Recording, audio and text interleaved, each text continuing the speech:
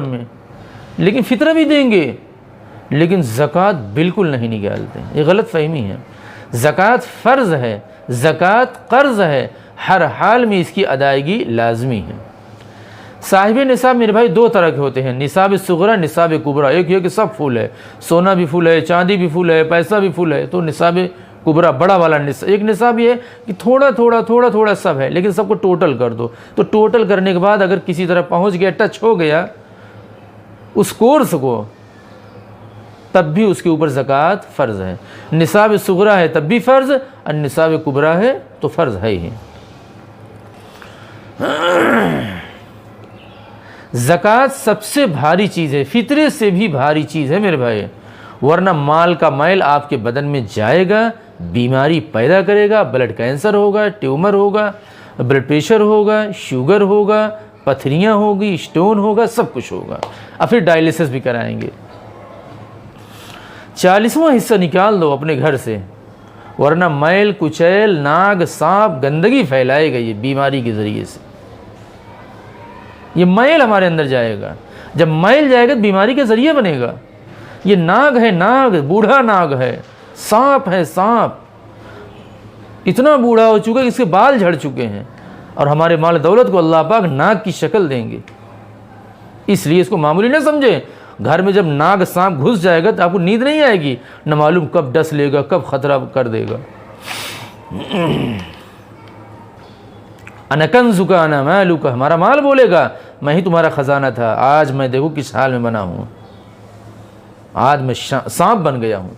तुम भी दुनिया में मालों पर सांप नाग बने बैठे थे, इसलिए अल्लाह पाक उसके दौलत को, उसके धन को नाग बनाएंगे, नाग, अज़दहा है ना कुरान में, सयुतवक़ून मा बख़िलू बिही यौमल क़ियामह वलिल्लाहि मीरासुस समावाति वल अर्ज़। माल दौलत जो अल्लाह ने दिया, जिसमें बखीली कर रहे हो, बहुत अच्छा थोड़ा कर रहे हो, क़यामत वाले दिन अल्लाह पाक इसको क्या कर देंगे, गले का तौक बनाएंगे, हार नहीं तौक बनाएंगे, फिर आखिर में इंतकाल कर जाओगे। वलिल्लाहि मीरासुस समावाति वल अर्ज़, फिर सब कुछ खुदा ही का रह जाएगा। इसलिए भी ज़िंदा हो, ज़िंदगी में जो चाहोगे ज़िंदगी के लिए तुम कर डालो। हम नमाज के लिए मस्जिद ख़ुद से आते हैं, वैसे असल हुक्म ये है कि हम ज़कात चल कर दें। अपने इमाम को हम घटिया नहीं समझते हैं, क्यों, इमामत में हम नमाज़ पढ़ते हैं, उसकी इमामत में। इसी तरीके से जो चंदा लेने आया है, वकील है हमारा, उसकी वकालत में हमारी ज़कात अदा होती है। इसलिए अपने इमामों को और अपने मुहस्सिल को किसी को घटिया समझने की ज़रूरत नहीं है। बहुत से लोग कहते हैं हम मस्जिद को चंदा देते रहते हैं, भी 15 ट्राली हमने दिया, मस्जिद को गिट्टी दिया, सरिया दिया, अभी मस्जिद में आए थे उनको मैंने दिया, हाँ फला मदरसे से आए थे मैंने उनको भी कुछ दे दिया था, शादी में मैंने दिया था। कुछ न कुछ लोग कुछ न कुछ सुना ही देते हैं, मैंने फला को दिया, फला को दिया, लेकिन ज़कात नहीं दिए, ज़कात की नीयत से नहीं दिए। मदद खूब की है, लड़की की शादी में दिया था, कर्ज़दार था उसको दे दिया, लेकिन कन्फर्म नहीं किया ज़कात दे रहा हूँ कि नहीं किया हूँ। याद रखिए, आप ज़कात के चोर कहलाएंगे। ज़कात ज़कात है, उसको पहले कन्फर्म करेंगे तभी उसकी अदायगी होगी। फला आदमी बीमार था, मैंने 5000 दे दिया था, ठीक है, लेकिन नियत करो कि मुझे ज़कात देना है, तभी ज़कात की अदायगी होगी, वरना ज़कात की अदायगी मेरे भाई बिल्कुल नहीं होगी।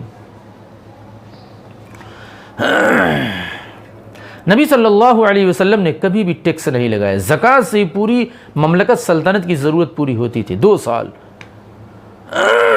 हमारे लिए, अगर 2 साल का इंतज़ाम बन जाए, सारा ज़कात इकट्ठा हो जाए, पूरी कौम के लिए कोई बड़ा काम हो सकता है, सिर्फ 2 साल के अंदर।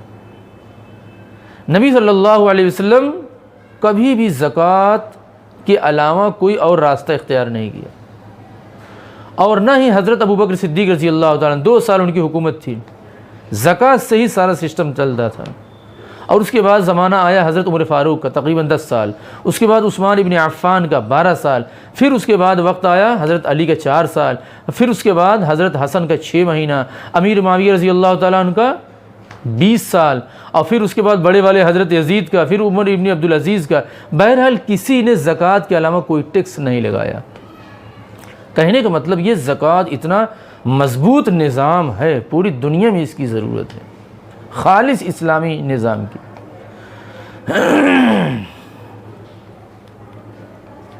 कितनी जंगें हुई नबी के ज़माने में, लेकिन सारी ज़रूरत किससे पूरी होती थी? ज़कात से, ज़कात से, ज़कात से। हमारे यहाँ औरतें बेचारी गहना ख़रीदने जाती हैं, खूब जम कर बनियाँ हमारे यहाँ लूटते हैं, खूब जम कर। बर्तन औरत ख़रीदती है, खूब कट्टी छट्टी करते रहते हैं।